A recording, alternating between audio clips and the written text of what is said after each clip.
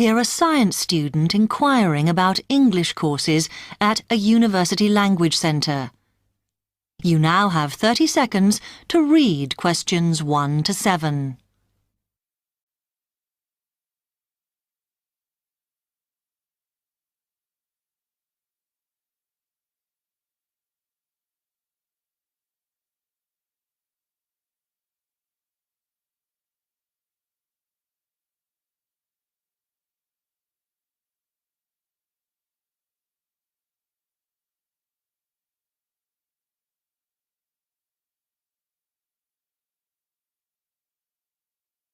Hi, I've come to ask about the English courses you run for international students. Oh, right. I assume you're a student at the university. Yes, I've just started. Okay. Well, we've got a range of courses. It depends what you think you need and how much. Oh. We can't run everything at the same time, though. So, for example, in this first term, we are just doing a writing course. I see. That sounds quite useful. What else is there? Some of the courses only run for single terms, and we tend to focus on what students have difficulty with. That means we don't usually do speaking courses, but next term you can do listening. Oh. That'll help you with lectures and things. Our provision is all based on what the majority of our international students need. So is everything term-based? There's nothing that you run all year? Well, let's have a look. Yes, there is a class for vocabulary and grammar every term. That's for everybody, but it's split into 3 or 4 levels. And what about in the holidays? We don't do anything during the winter or spring break. Oh. But over the summer, there's just general classes because that's what most students want. A bit of everything.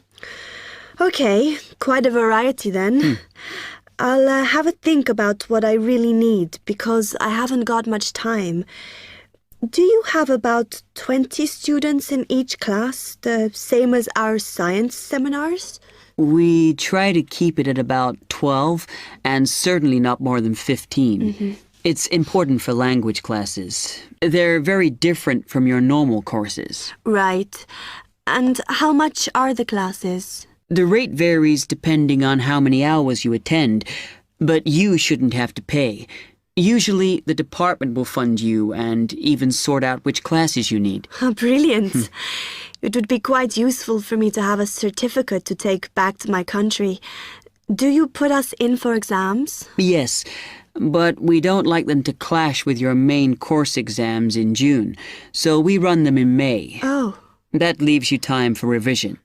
Do I have to sign up for something now? I'm not quite sure what I want. Classes haven't quite started yet, so you've got time to decide what you do. All we insist is that you sign up before week 5. That gives you about 3 weeks to decide. Okay.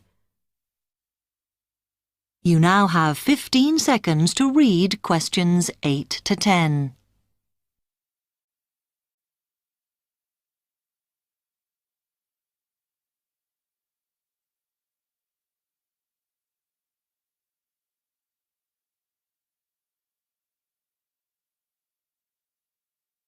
Then, when you've made up your mind, you need to come back here to the administration office to enroll.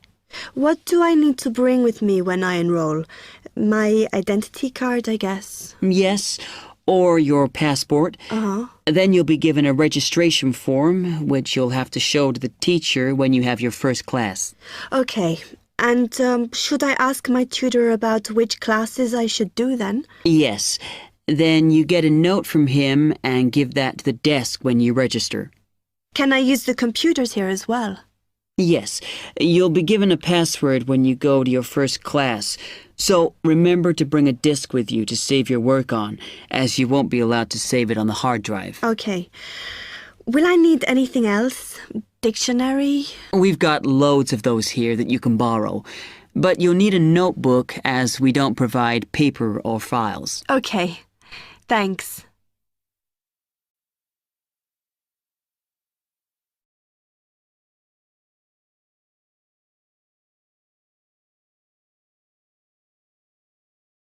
That is the end of part 1.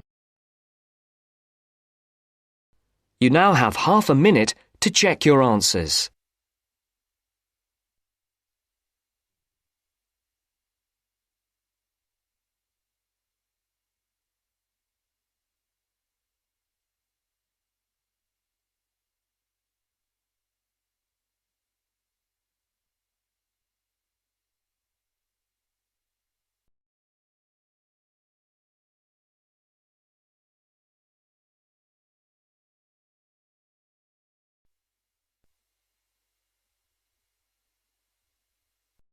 Now turns to part 2.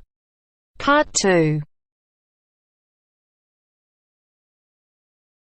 You will hear an introductory speech to students at a summer school. You have 30 seconds to look at questions 11 to 14.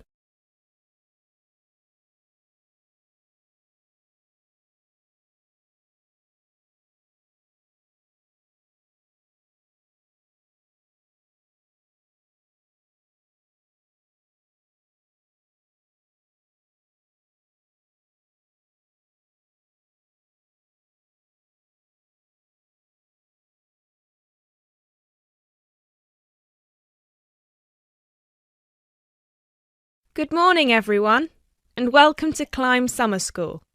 Now, I know most of you have travelled a long way to get here, and you're probably looking forward to settling into your rooms. So I promise I won't keep you long, but we've got to get through this very brief induction just to make your stay here as pleasurable as possible. Now, as you can see, while we're located very close to the centre of London, we're actually quite cut off from the main road. And we've got plenty of space for our facilities and students. This was part of our founder's vision, Jasmine Climb, who thought that the best environment for teenage students would be a place that combines the comforts of a big cosmopolitan city with the beauty and serenity of a quiet, remote site. Now, back in 1983, when our school was founded, this all here was an abandoned warehouse, and the classes were held in the main building that you can see over there. There were no trees, no conifers surrounding the property.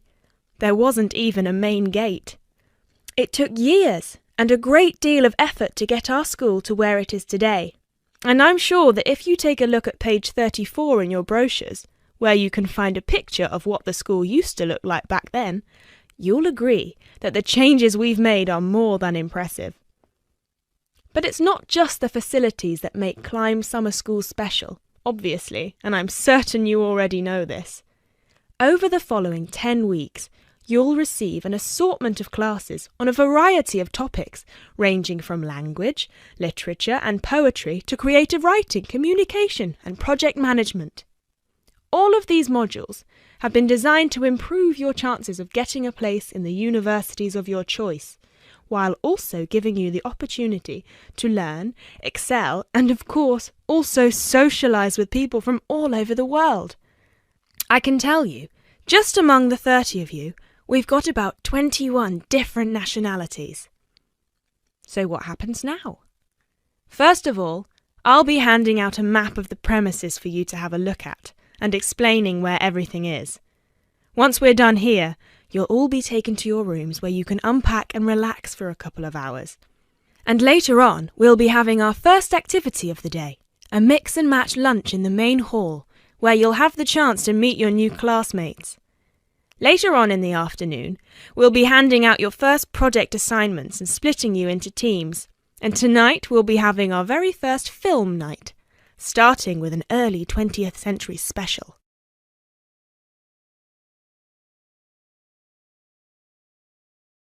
You now have 30 seconds to look at questions 15 to 20.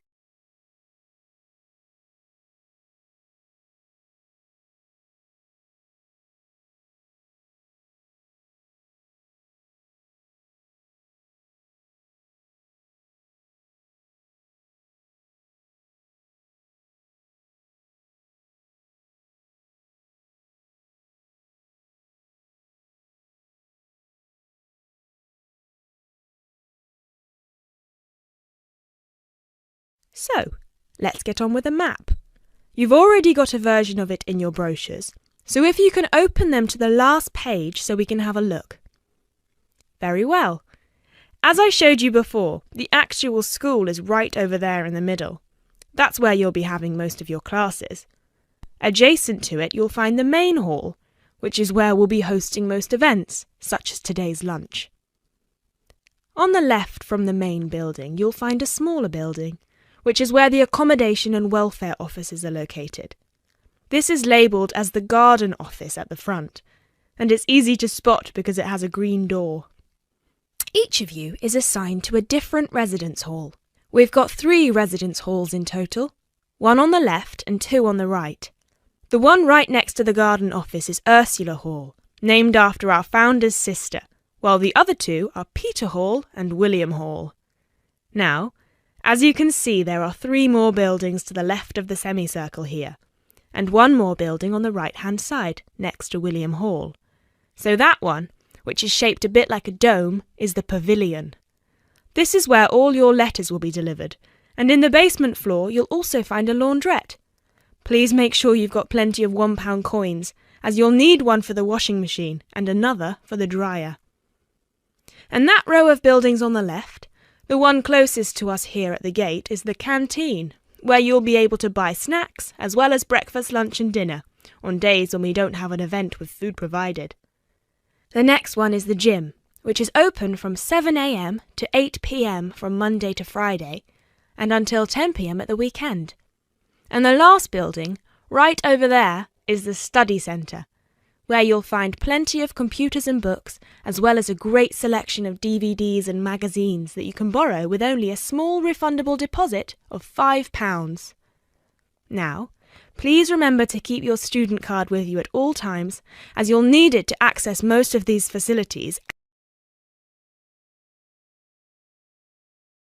That is the end of part 2.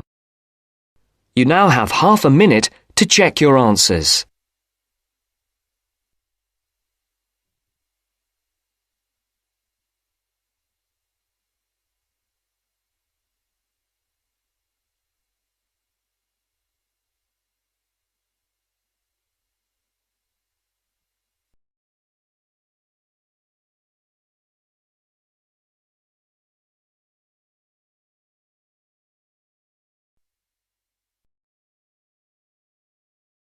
Now turns to part 3. Part 3. To hear a reporter from the New York Times who is presenting a news report prepared by Dion Searcy and Robert Gebeloff on the topic Middle Class Shrinks, further as more fall out instead of climbing up. First, look at questions 21 to 23.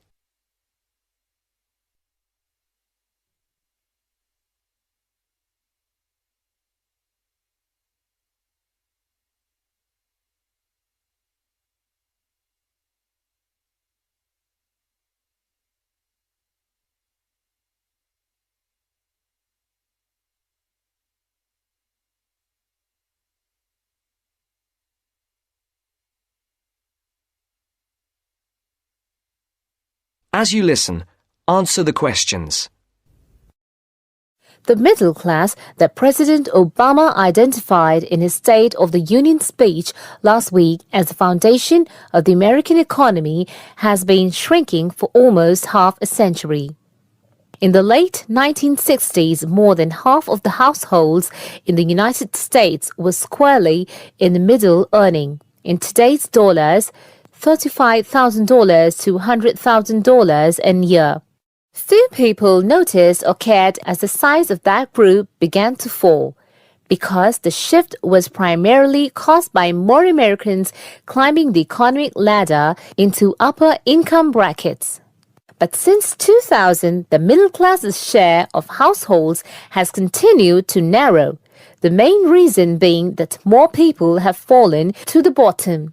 At the same time, fewer of those in this group fit the traditional image of a married couple with children at home, a gap increasingly filled by the elderly. This social upheaval helps explain why the president focused on reviving the middle class, offering a raft of proposals squarely aimed at concerns like paying for college education, taking parental leave, affording childcare, and buying a home.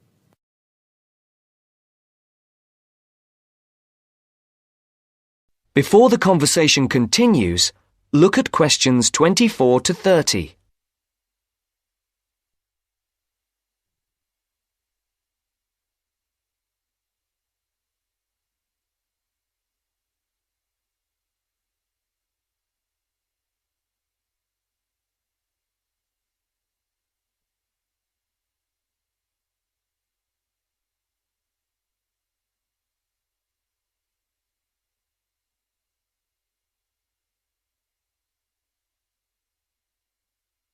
Now listen to the second part of the discussion.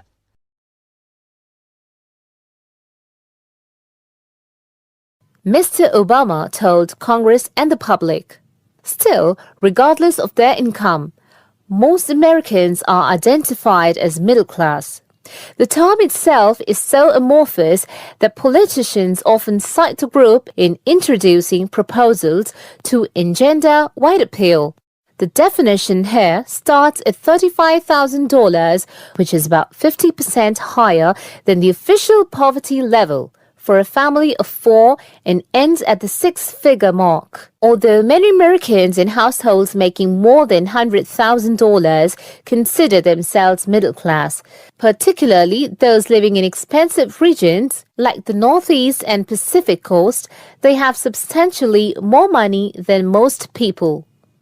However, the lines are drawn. It is clear that millions are struggling to hang on to accoutrement that most experts consider essential to a middle-class life. I would consider middle class to be people who can live comfortably on what they earn, can pay their bills, can set aside something to save for retirement and for kids in college, and can have vacations and entertainment, said Christine L. Ovens, Executive Director of the National Employment Law Project.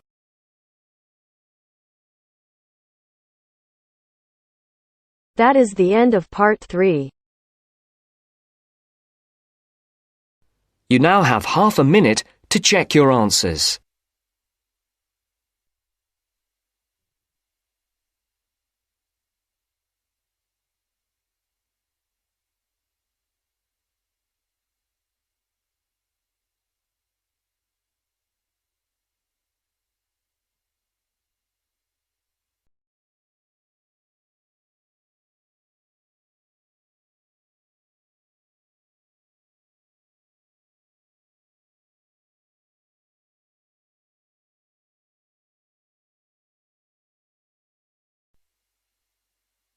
Now turns to part 4.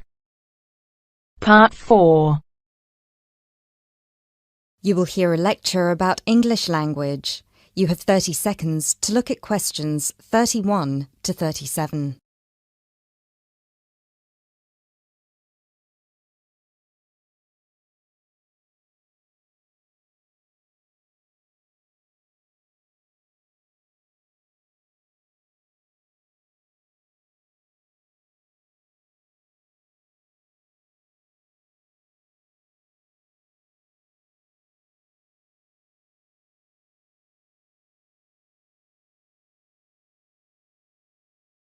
Those of you who were here last week will remember that we talked about the journey of the English language from its early Indo-European origins through to Old English, Middle English, and then to early and late modern English before it reached the form that it has today.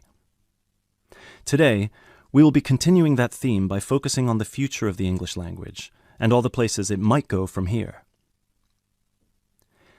There are about 2.1 billion people around the world who can speak English. Out of these, only 400 million are native speakers, which means that 4 in 5 English speakers are non-natives. This is obviously quite an impressive number, considering that just 2 centuries ago, in 1801, there were only about 20 million speakers of English around the world, and languages like French and German were ahead of English in terms of how many people were using them. But what does it mean? What it means is that the future of the English language doesn't really depend on its native speakers, but on that massive number of non-native speakers learning it around the world. Has anyone heard the term pidgin before, or Creole? A pidgin is a simplified version of a language which acts as a bridge between two people who don't have a common language, allowing them to communicate with each other. While a Creole is a language that evolves from a pidgin, with the difference that it is fully formed with clear grammatical rules and vocabulary. There are currently dozens of Pidgin and Creole languages based on English around the world, for example, Nigerian Pidgin or Jamaican Patois. These languages are also known as Englishes. What's interesting about these Englishes is how different they sound to, for lack of a better term, proper English. Take the word trousers, for instance. In Sheng, which is a Kenyan Creole language, they're called longi because they're long. But even versions of English that are recognized as official variations or dialects still differ greatly from each other. Americans and Jamaicans would call the back of a car where you store your luggage the trunk. Britons, Australians, Canadians, and other Commonwealth countries would call it the boot. A subway in the UK is a tunnel under a road that allows pedestrians to cross safely. In the US, it's an underground train. You might think of these differences as minute, but when you take into account the dozens of different versions of English out there, a very intriguing parallel arises with another language from the past, Latin. Latin, too, used to be a lingua franca. Nowadays it's all but dead, spoken only by a few clerics and scholars. At some point in history, it splintered into various different languages which became known as Romance languages, for example Spanish, Italian, or French. There are some that theorize that the same thing might happen to English in the near or distant future, that all these Englishes we have today in different countries will continue to develop, so pidgins will turn into Creole languages, and Creole languages will turn into just languages, and English itself, as we know it today, will disappear, or become less and less important. It's an interesting theory, if nothing else. You now have 30 seconds to look at questions 38 to 40.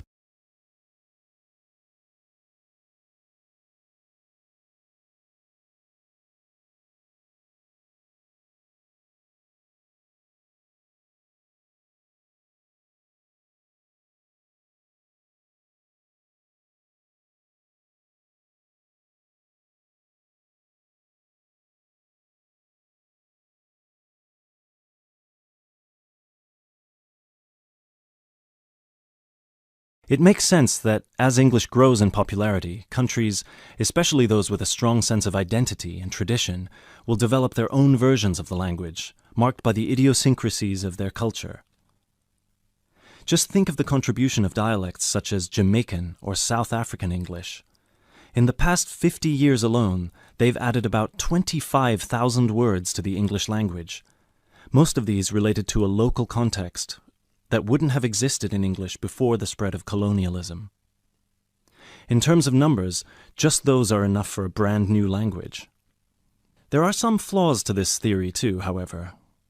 While it's true that Latin and English have a lot of similarities in terms of how they developed, or have developed throughout history, there is one big difference.